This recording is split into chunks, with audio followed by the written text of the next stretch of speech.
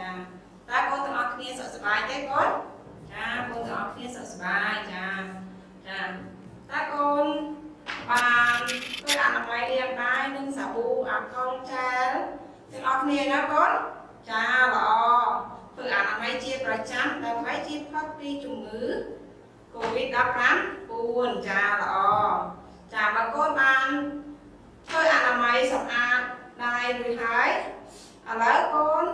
ចូលរៀនជាមួយនឹងអ្នកគ្រូជាបន្តទៀតចាមុននឹងចូលរៀនតើកូនទាំងអស់គ្នាបានត្រៀមសម្ភារៈសិក្សានៅកូនចាសម្ភារៈសិក្សាគឺមានដូចជាសៀវភៅសរសេរមកដៃបន្ទាត់ជឿលុបហើយនឹងសៀវភៅគណិតវិទ្យាថ្នាក់ទី3ចាល្អចាឥឡូវកូនបានត្រៀមសម្ភារៈសិក្សាទាំងអស់គ្នាហើយចាដូច្នេះមុននឹងចូលរៀនមេរៀនថ្មីអ្នកគ្រូសូមរំលឹកដល់កូនបន្តិចតើគណិតវិទ្យាយើងថ្ងៃមុនចាមេរៀនគណិតវិទ្យាណាកូនរៀនដល់អ្វីហើយកូនមេរៀនគណិតវិទ្យាយើងថ្ងៃមុនណាកូនចាកូនចាគណិតវិទ្យាយើងថ្ងៃមុនរៀនដល់ការបូកនិងការគុណចាល្អណាស់ថ្ងៃមុនគឺយើងរៀនគណិតវិទ្យាយើងគឺដល់ការបូកនិងការគុណចាតើការបូកចំនួនដដែលច្រើនដងគេបដូរទៅជាវិធីអ្វីកូនចាការបូកចំនួនដដែលច្រើនដងគេបដូរទៅជាវិធីគុណចាល្អណាស់កូនចាតើវិធីគុណគឺជាអ្វីកូនចាវិធីគុណគឺជាអ្វីកូនចាយើងរៀនពីថ្ងៃមុនណាកូន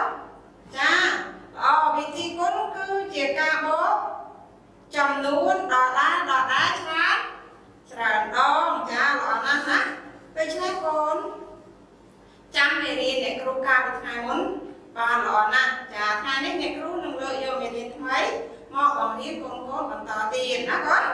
ចាឥឡូវកូនត្រៀមជាមួយនឹងអ្នកគ្រូទាំងអស់គ្នាចាឥឡូវអ្នកគ្រូ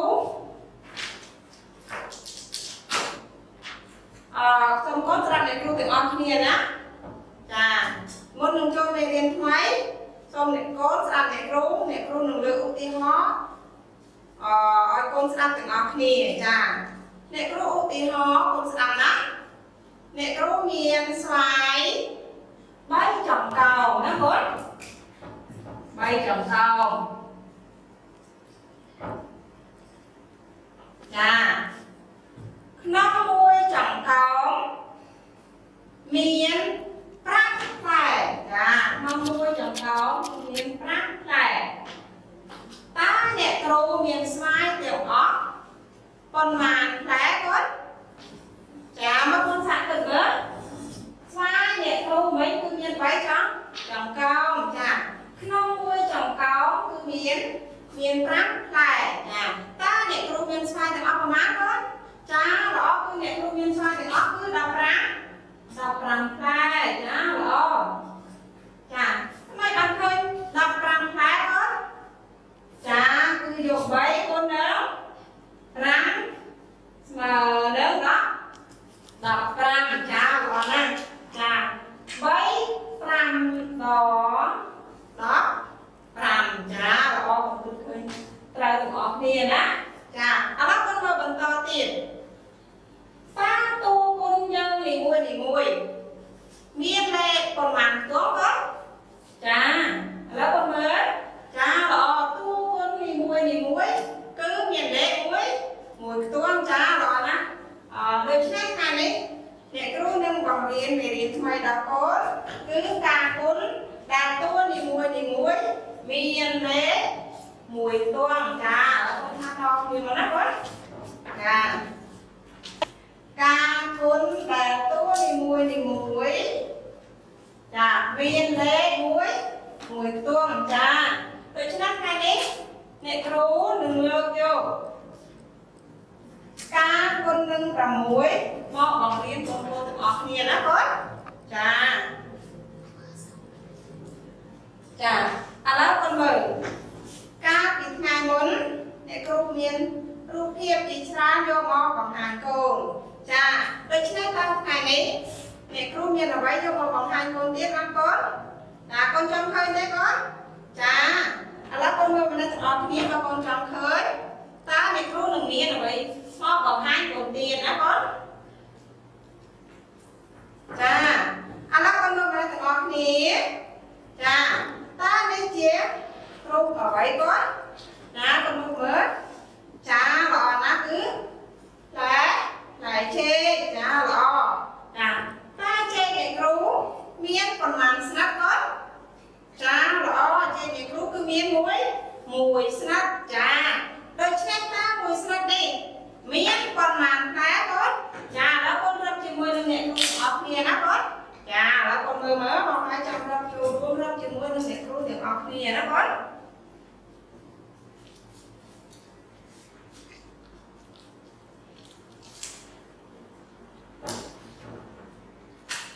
ចាឥឡូវកូនរកជាមួយនឹងអ្នកគ្រូទាំងអស់គ្នាតើចេកមួយស្និតនេះមានប៉ុន្មានផ្លែកូនចាឥឡូវកូនរកជាមួយនឹងអ្នកគ្រូ1 2 3 4 5 6 7 8 9 10ចាដូច្នេះក្នុងមួយស្និតនេះគឺមាន6ផ្លែចាល្អចាដូច្នេះយើងសរសេរកូនសរសេរថាម៉េចកូនចាសរសេរថាចេកមួយស្និតម៉េចមានប្រមាណកូនចាមាន6ផ្លែចាមាន6ផ្លែចាមានប៉ុន្មានស្និតកូនឥឡូវកូនមើលមានប៉ុន្មានស្និតកូនចាល្អគឺមានមួយស្និតចាឥឡូវកូនសរសេរហើយកូនមើលមកណែតើចេកមួយស្និតនេះមានប៉ុន្មានផ្លែកូនចាល្អគឺមាន6ផ្លែដល់ដែរចាដូច្នេះយើងសរសេរ6មួយដងគឺម៉ាក់កូនចាល្អ6មួយដងគឺ5ឥឡូវកូនអានជាមួយនឹងអ្នកគ្រូទាំងអស់គ្នាចា6មួយដង6ចាឥឡូវកូនអានចា6មួយដងចា6ចាឥឡូវកូនមើលបន្តទៀតចាអានេះអ្នកគ្រូមានផ្លែចេកយ៉ាងច្រើនយកមកបង្ហាញកូនណាឥឡូវកូនមើលមនុស្សទាំងអស់គ្នាចានេះជារូបផ្លែចេកដែរចាតើចេកអ្នកគ្រូនេះមានប៉ុន្មានស្និតកូនចាល្អណាស់គឺមាន2ស្និតចាតើក្នុងមួយស្និតនេះមានប៉ុន្មានផ្លែកូនចាឥឡូវកូនរកជាមួយនឹងអ្នកគ្រូទាំងអស់គ្នាចាក្នុងមួយស្និតនោះគឺមានប៉ុន្មានផ្លែកូនចា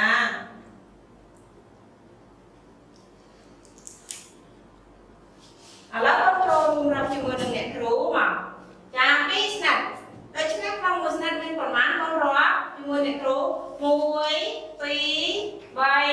4 5 6ចាដូច្នេះក្នុងមួយស្និតនេះគឺស្មើនឹង6ដូចស្និតខាងលើដែរអញ្ចឹងកូនសាករកស្និតបន្តទៀតមានប៉ុន្មានកូន6ហើយណាកូនក្នុងមួយស្និតចា6រួច7 8 9 10 11 12ចាដូច្នេះក្នុង2ស្និតមានប្រមាណមិញកូនចាក្នុង2ស្និតគឺមាន12ផ្លែឥឡូវកូនសរសេរជាមួយនឹងអ្នកគ្រូទាំងអស់គ្នាណាកូនចា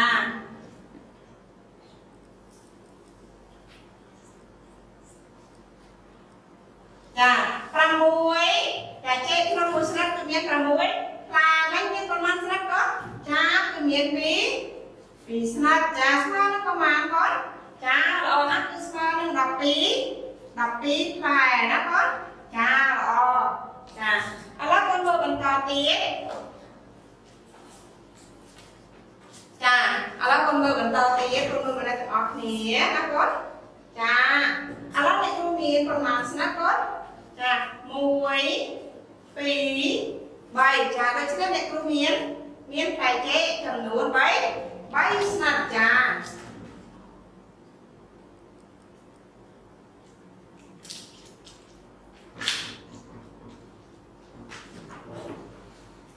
កូនមើលមនុស្សទាំងអស់គ្នាចាតើ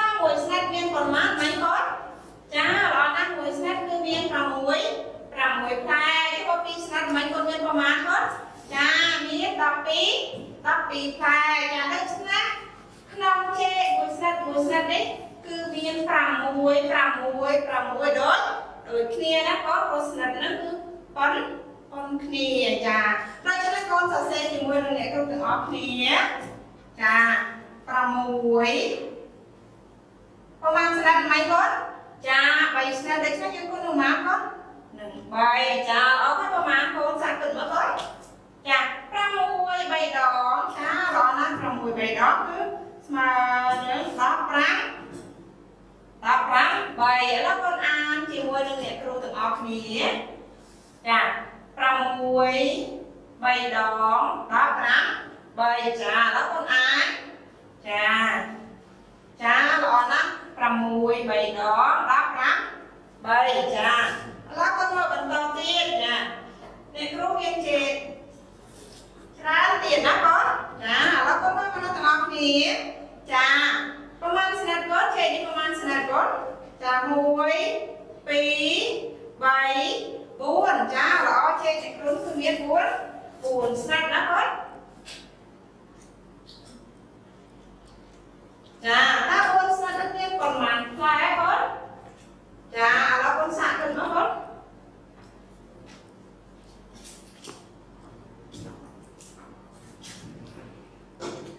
ឥឡូវកូនសាកគិតមកមានប្រមាណកូនចាស្និតនេះគឺប៉ុនគ្នាណាកូនចាឥឡូវក្នុងមួយស្និតមិនមានប្រមាណផ្លែកូនចាមួយស្និតនេះគឺមាន6ផ្លែចា2ស្និតមិនមានប្រមាណកូន12តែ3ស្និតមិនកូនចា15 3ឥឡូវកូនសាកគិតបន្តទៀតចាតើ9ស្និតមានផ្លែចេកប្រមាណផ្លែកូនចាល្អណាស់4ស្និតទេណាកូនចាឥឡូវកូនសរសេរជាមួយនឹងអ្នកគ្រូចា6មាន4ស្និតប្រមាណកូនចាមើលសាកគិតមកកូនចាល្អណាស់គឺ24ផ្លែចា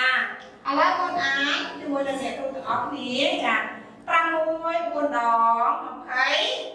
24ចាល្អណាស់ឥឡូវកូនអានចា6 4ដង24ចាល្អឥឡូវកូនមើលបន្តទៀតចាឥឡូវស្និតនេះកាន់តែច្រើនជាងមុនហើយណាកូនចាមើលម្លេះទាំងអស់គ្នាតើអ្នកគ្រូមានជេរប្រមាណស្និតកូនចាល្អណាស់គឺ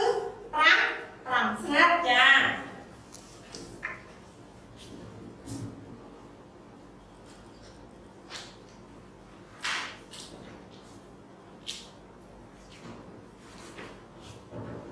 ឥឡូវកូនសាកគិតមើលអ្នកគ្រូមានជេរ5ស្និតក្នុងមួយស្និតមិនគឺមានប្រមាណផ្លែកូនព្រោះស្និតនេះគឺប៉ុនគ្នាកូនមើលហើយផ្លែជេរនេះគឺមាន6ដូចគ្នាក្នុងមួយស្និតចឹងអ្នកគ្រូមានផ្លែជេរទាំងអស់ប្រមាណផ្លែកូនចាកូនសាកគិតមើលថាប្រមាណកូនចា1ស្និត2ស្និត3ស្និត4 5ចាដូច្នេះអ្នកគ្រូមានជេរ5ស្និតចាក្នុងមួយស្និតគឺមានប្រមាណកូនមែនចាល្អគឺមាន6ចាដូច្នេះ6 5ដងប្រមាណកូនសាកគិតមើល6 5ដងប្រមាណកូនចាល្អ6 5ដងគឺស្មើនឹង30ចាល្អឥឡូវកូន6 5ដងសុំទៅកូន30ទៅសរសេរ36អ្នកគ្រូចាមែនកូនឥឡូវកូនមើលម្លេះទាំងអស់គ្នាចាយើងសរសេរ6 5ដង30ចាឥឡូវកូនអានជាមួយនឹងអ្នកគ្រូទាំងអស់គ្នា6 5ដង30ចាបើសិនជាអ្នកគ្រូមានជេរតទៀតថាមួយស្និតទៀតចាអ្នកគ្រូឡើងប្រមាណកូនចាល្អគឺឡើង6ស្និតណាកូនចាល្អគឺ6ស្និតក្នុងមួយស្និតមានប្រមាណមិនកូនប្រមាណផ្លែចាមាន6ផ្លែចាដូច្នេះ6 ដងស្មើប្រមាណកូនចាល្អ6 ដងគឺស្មើនឹង35 6ចាឥឡូវកូន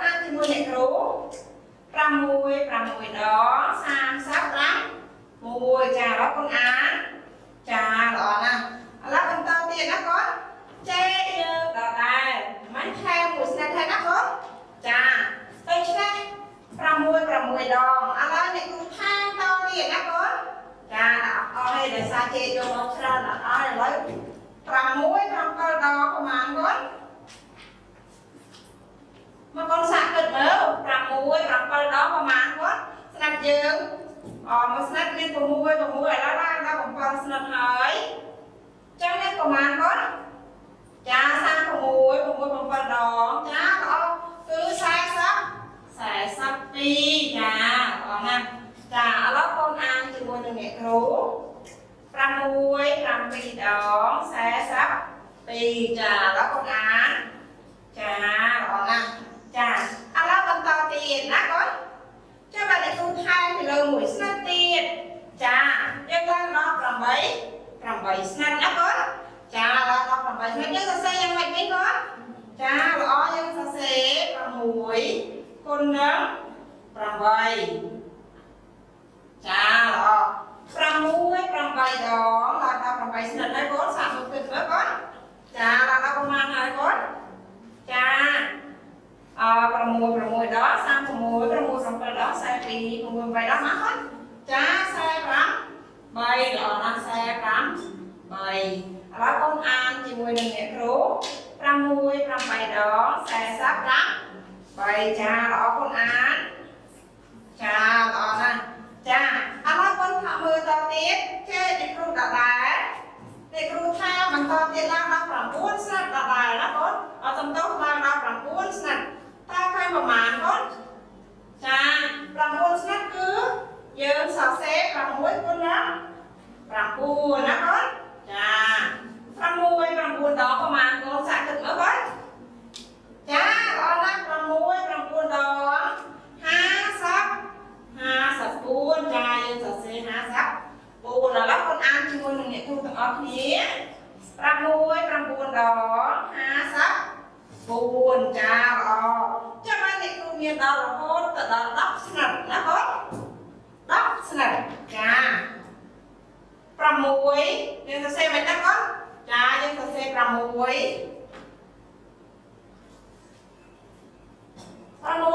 mà con bà đắp snap chà đó cứ pramui con đó đắp chà pramui đắp đòn bà mà con sạc được nữa chà đó nó pramui đắp đòn cứ học sắp chà lọ chà đó con ăn thì mười nghệ rú pramui đập đó học sắp chà đó con ăn chà lọ nè chà đôi chết con mơ mà đây thì học nhé chà để rú ăn con sắp nó con trong tập học nhé chà pramui buổi đó pramui pi đó đập pi pramui bay đòn đắp bảy pramui buồn đòn hay buồn pramui đòn sam sắp pramui đòn sam sắp pramui pi đòn sai sắp pi pramui bảy đòn sai sắp bảy pramui buồn đòn ha sắp buồn pramui đập đòn hấp sắp chá lo na lá con sồn mất con chà về pramui nó con chà nè chà chà đôi chân các con nâng pramui nè con chạy sâu bán và hai đôi chân dơ bằng đó chỗ về các con nướng làm pi nè con chà các con nâng prampi đó con mời ta để tu miền rụt ở đấy nó còn hai ngôi miền đó con chăm phơi chơi con chà con mời đang học miền tu miền rụt ở đấy nó còn hai ngôi miền đó con chà con mời đấy chà ta đi chia rụt ở đấy con chà con ăn đi cái kiểu rụt phá sai để cái rụt nông nuôi chừng con nhưng mà màn phá con chà đó con mời đang học miền chà đó con đặt cho mưa đang để rú chà sai không mùi cho con nhưng mà màn con chà mùi pi bảy buồn pram mùi pram pi chà đó đang để rú miền sai không mùi cho có phương miền pram pi sai chà nó chắc con sẽ được mấy con chà sẽ thá ประ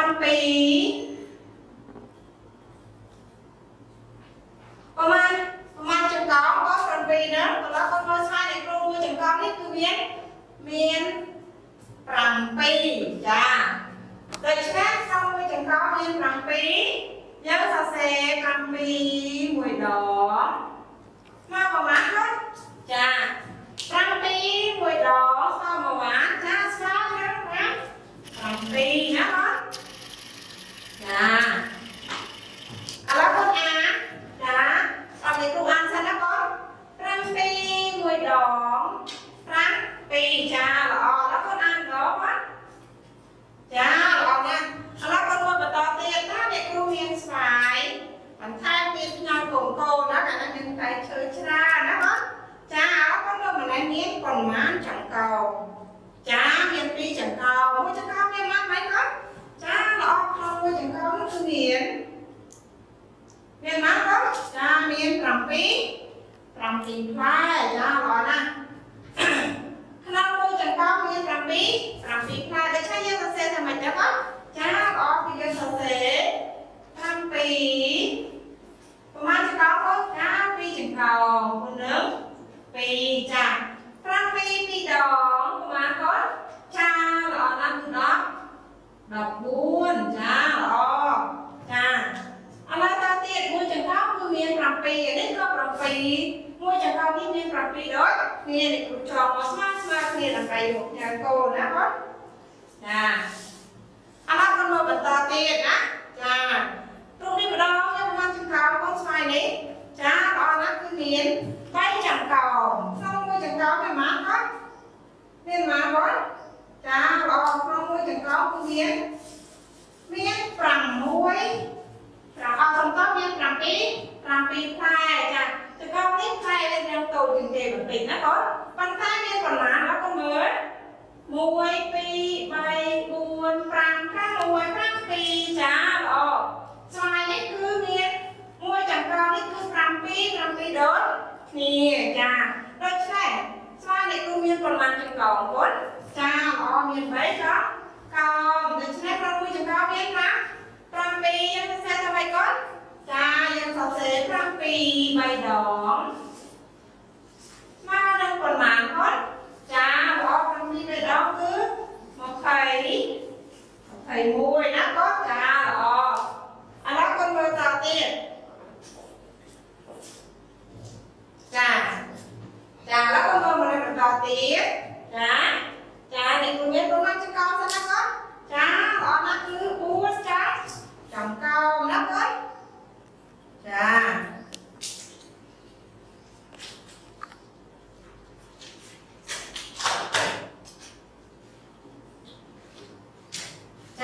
à đó con mời mua cho con nha 7 ปีเลยที่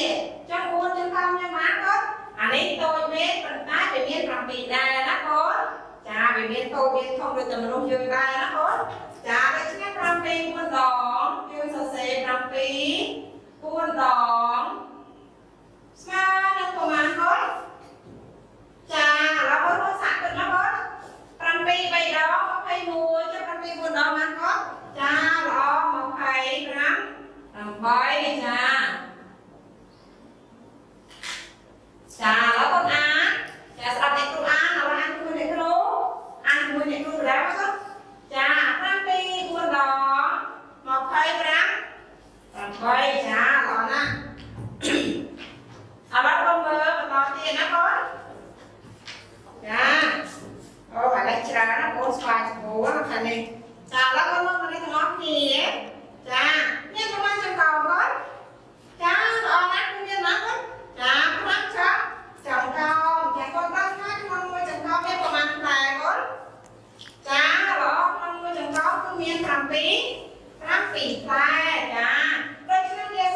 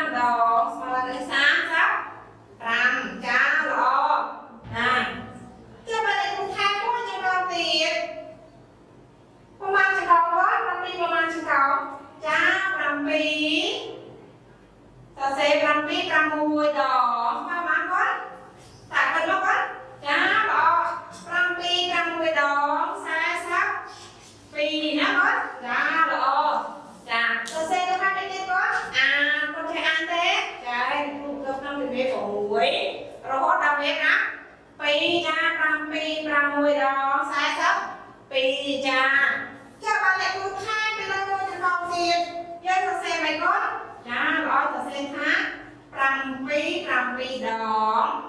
ប្រមាណគាត់ចាល្អណាស់គឺ45 4ចាល្អ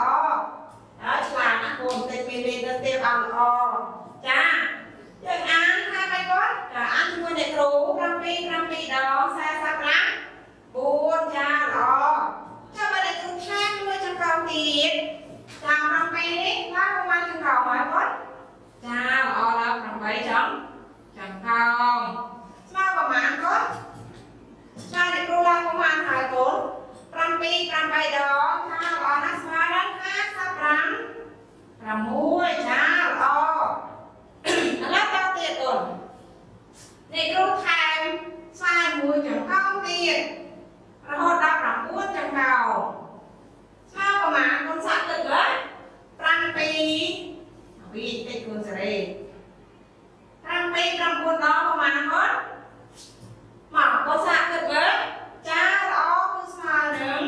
63ណាយើងសរសេរ63แล้วកូនអាន7 9 ដង63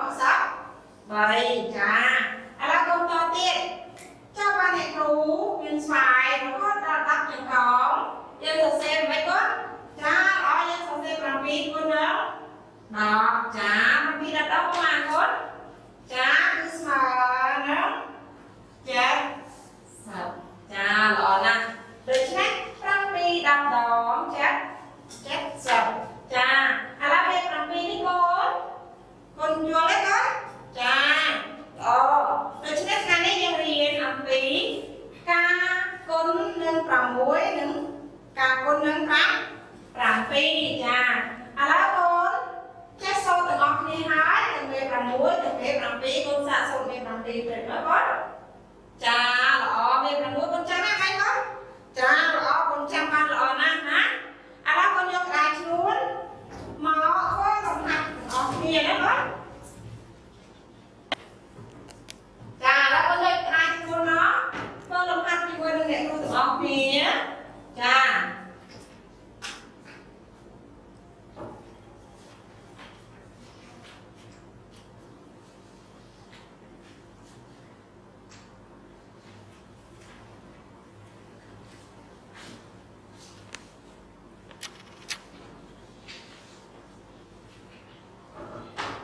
កូនធ្វើខ្ទង់ទី1កូនចា6 3 ដង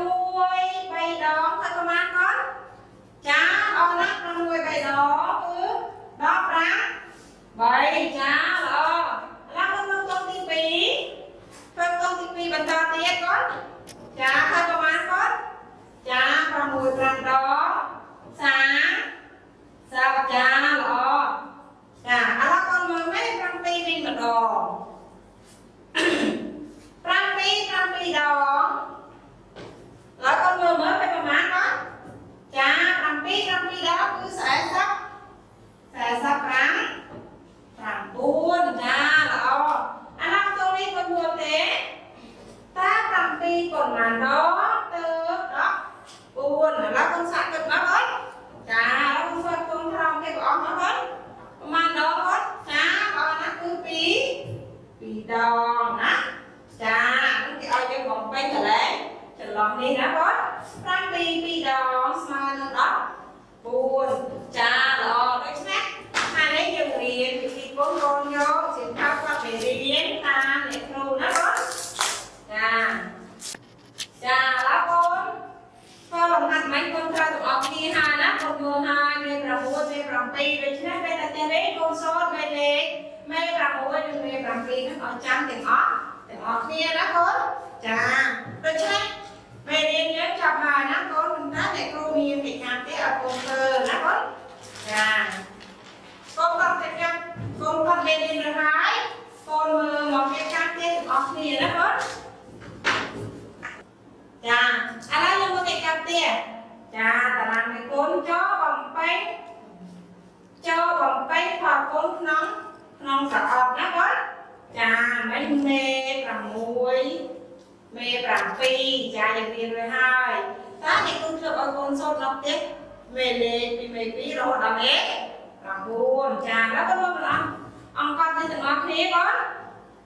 ចាអង្គកត់នេះមានប្រមាណកូន9 មួយនេះគឺ9ពីរដងប្រហែលគាត់ចា15 3 9 3ដង27 9 4ដង35 1 9 5ដង40 9 6ដងណាគាត់ចាល្អ54ក៏ដាក់54កន្លែងនេះយល់ទេគាត់ចាកូនសូត្រតរហូតមកណាគាត់ឃើញប៉ុន្មានដាក់ក្នុងប្រអប់នេះណាគាត់ចាឥឡូវកូនមើលចំណុចខ6គុណនឹង7 6 7ដងប្រហែលគាត់ចា42ក៏ដាក់កន្លែងនេះចាកូដូចគ្នាណាគាត់សូត្រមកចាមេ6គេដាក់មេ6មេ7មេ8មេ9រហូតដល់មេ10គាត់មេ10ខ្លួនជាងគេណាគាត់14ដងប្រហែលគាត់ចាល្អណាស់គឺ40កូនសូត្រមកបំពេញតាមប្រអប់ចាគេចម្លងណាគាត់ចាដល់មកគេថាគេមួយទៀតណាគាត់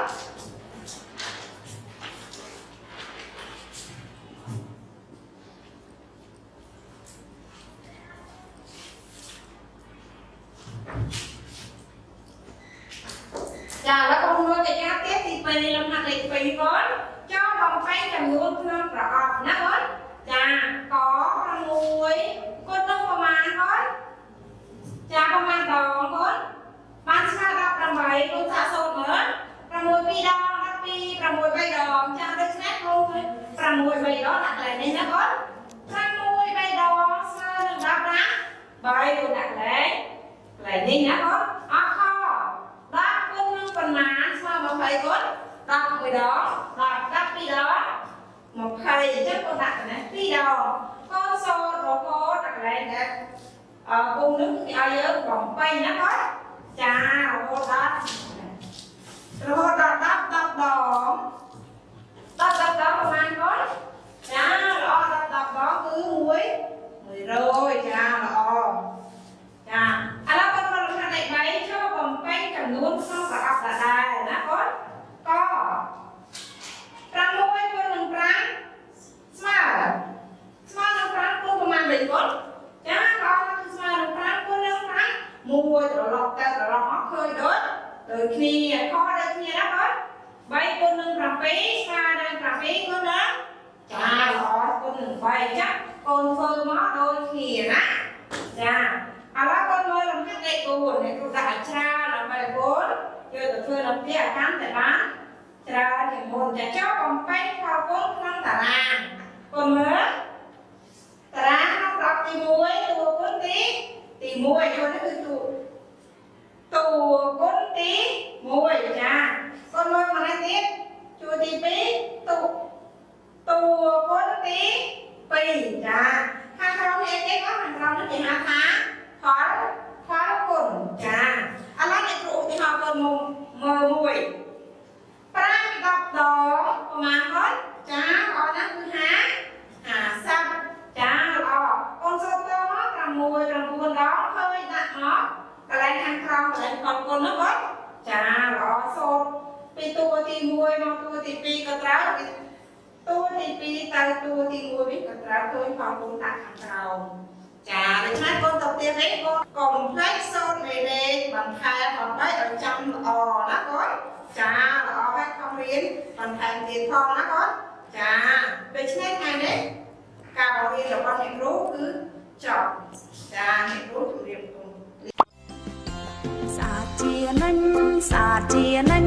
យើងកុំភ្លេចត្រូវសំអាតកាយមុនពេលកែមុនញ៉ាំបាយសំអាតកាយមុន